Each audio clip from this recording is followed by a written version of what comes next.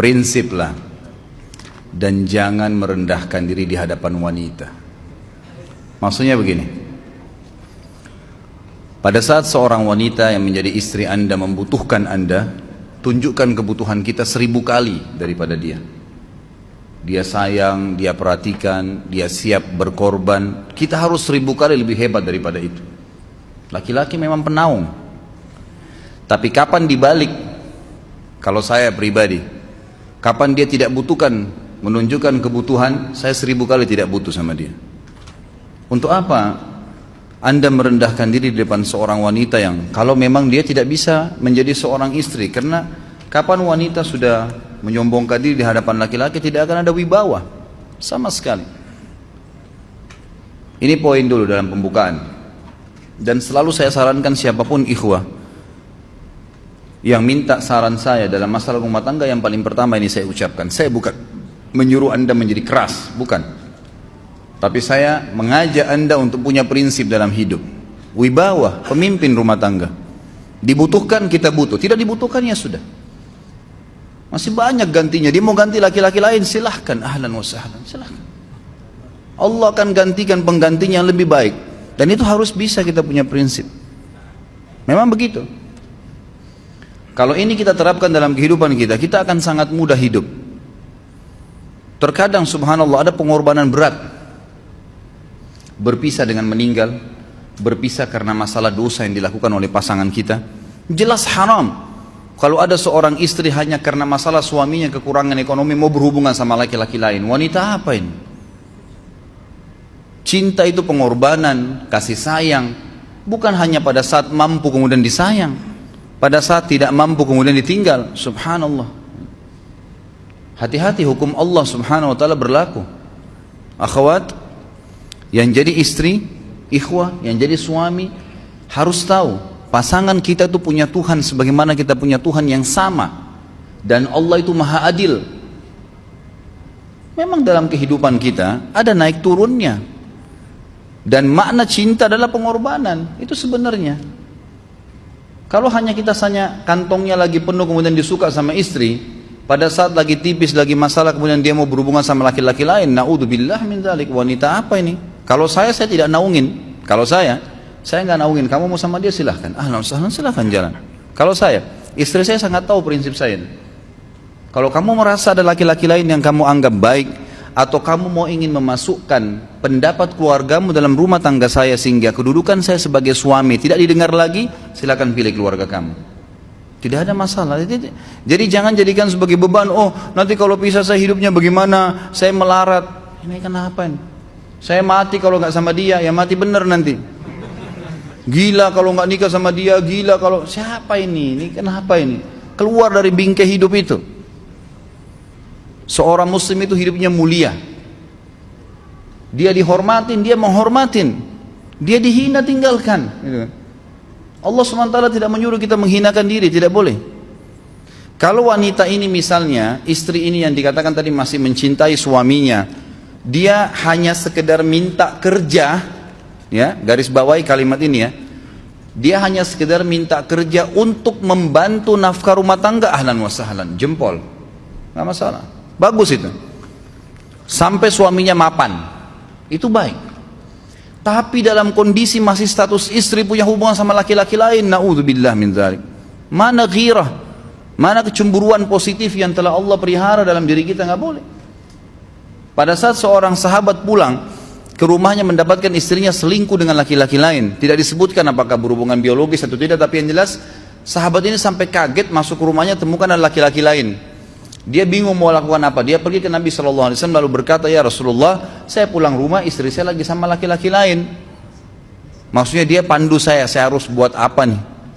Apa yang terjadi?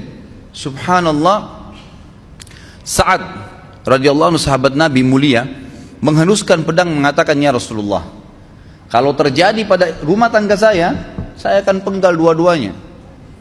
Dua-duanya saya penggal nih.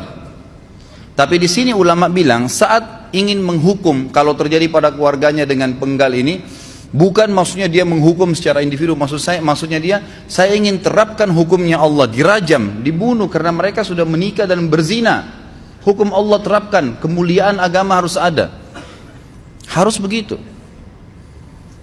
Seorang istri yang mau tinggal di bawah naungan kita sementara kita sudah berkorban di bawah terik matahari, sudah bekerja, sudah memilih dia dari sekian banyak wanita, kemudian dia mau berkorban, hormatin dia, junjung dia, lindungin dia, rangkul dia, gitu kan? Bela dia, memang harus begitu. Tapi kalau masih dalam naungan, kemudian sedikit himpit masalah ekonomi lalu berhubungan sama laki-laki lain, naudzubillah, jangan dipertahankan. Berbahaya sekali, gitu kan? Jangan Anda menjadi laki-laki lemah gitu. Saya kemarin ditelepon oleh 2 orang sekaligus, subhanallah. Sahabat dekat telepon kepada saya, laki-laki. Ustadz maaf mau ngomong sebentar. Baik silahkan. Ustadz saya ini, istri saya pulang ke rumah ke kampung ayahnya ibunya karena alasan mengurus ayah dan ibunya. Akhirnya saya sama anak-anak ditinggal di sini sendiri. Setiap kali saya panggil pulang, dia bilang sudahlah saya nggak mau pulang. Kalau mau nikah lagi silahkan. Dia bahasakan begitu. Bagaimana sarannya Ustadz? Saya bilang nikah lagi. Dengan tegas saya bilang nikah lagi. Kalau tidak terbuka pintu fitnah. Perempuan itu kenapa harus pilih orang tuanya? Tidak boleh secara syar'i. Nggak boleh.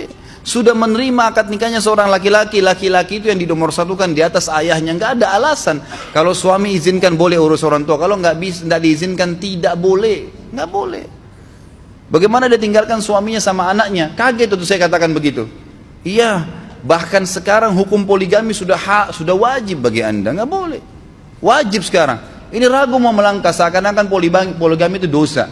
Padahal dia ditinggal oleh istrinya. Bagaimana bisa ini? Ada laki-laki seperti ini nggak punya prinsip. Harus melangkah. Dia sudah dapat jawaban saya dikasih. Ini Ustadz teman saya juga mau bicara. Masalahnya sama lagi. Ustadz istri saya tinggalkan saya, Ustadz kayak mau menangis. Sebentar, jangan pakai nangis laki-laki. Apa ini cengeng? Ditinggal wanita nangis, subhanallah. Orang nangis itu ditinggal meninggal Rasulullah SAW. Ketinggalan sholat subuh berjamaah, itu nangis. Nggak jadi jihad, nah itu nangis. Ditinggal perempuan nangis, la ilaha illallah. Allah ciptakan perempuan lebih banyak daripada laki-laki. Ini bukan menurunkan martabat perempuan ya. Artinya harus seorang pemimpin itu punya wibawa. Nggak bisa. Kalau nggak akan dianggap remeh nanti. Istri itu dinaungin, dilindungin, dididik, diberikan haknya ia. Berikan berlipat-lipat penghormatan sebagaimana dia berikan satu penghormatan. Nggak apa-apa. Tapi jangan sampai menginjak martabat seorang pemimpin. Nggak boleh. Akhirnya saya sampai bilang sama dia, akhi, ambil keputusan. Kamu mau balik sama saya berumah tangga di sini, atau kamu pilih rumah orang tua kamu? Oh, saya pilih orang tua saya, baik, saya ceraikan kamu sekarang. Assalamualaikum, tutup telepon. Selesai. Jangan lama-lama. Cengeng sekali. Udah sujud sama Allah, saya masih berat cintanya Allah. Ia minta kepada Allah subhanahu wa ta'ala. Ini gampang dihilangkan dari hati. Sebagaimana dia datang, dia bisa keluar. Gampang itu. Subhanallah ya, jangan terlalu mencintai dunia berlebihan. Kalau saran saya, kalau istri Anda ini tanya baik-baik, kalau kamu bekerja hanya karena mau bantu nafkah rumah tangga sekarang, ahlan wa sahlan, silahkan. Selama pekerjaan halal, antar dia ke tempat kerjanya. Muliakan dia, jaga, jemput pada saat pulang. Anda pembelahnya, begitu. Tapi kalau berhubungan sama laki-laki, ada subhanallah suami, depannya dia istrinya telepon laki-laki lain dan dia menerima itu. Mana ini? Dalam agama haram. Wallah haram itu hukumnya. Nggak boleh. Itu namanya dayuth dalam agama. Nabi SAW mengatakan Allah melaknat dayuth. Kata sahabat, siapa itu dayuth ya Rasulullah? Laki-laki yang tidak punya cemburu terhadap pelanggaran agama yang terjadi pada istrinya. Gimana caranya? Nggak boleh dalam agama Islam. Gitu kan? Makanya biasakan hati kita terisi dengan cinta kepada Allah SWT dan bukan cinta kepada manusia. Mencintai istri karena Allah yang perintahkan, mencintai suami karena Allah yang perintahkan. Jadi semua karena Allah. Tidak ada kata-kata hilang, tidak ada rugi kalau kita meninggalkannya. Jadi ini hal mendasar yang saya tahu, Allahu alam. Jadi sampaikan seperti itu. Kalau wirid apa? Saran saya adalah memperbanyak istighfar kepada Allah SWT. Gunakan momen musibah itu sebagai kesempatan untuk mendekatkan diri dengan Allah Subhanahu wa taala. Begitu ya.